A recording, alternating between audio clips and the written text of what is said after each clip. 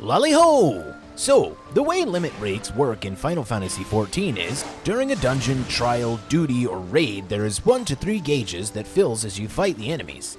However, unlike previous Final Fantasy games, this gauge and limit break ability is shared amongst the entire group. Meaning if you use your limit break, the gauge is depleted for everyone in the party.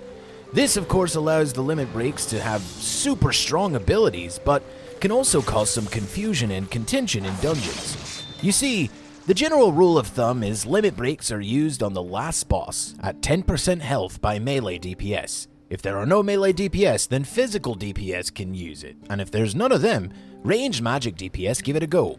The reason for this is because melee DPS limit breaks do the most single target damage. Tank and healer limit breaks have very specific uses and the situations that call for them don't pop up as often.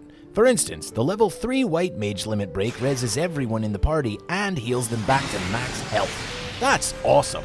But this would require a situation where pretty much everyone in the party is dead and the limit break gauge is full. Because of this, generally melee DPS use the limit break.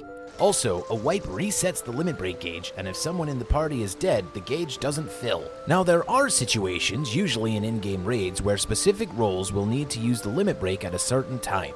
But generally, this is the way it works in the community. Think of it as an unwritten rule, even though it's written in guides.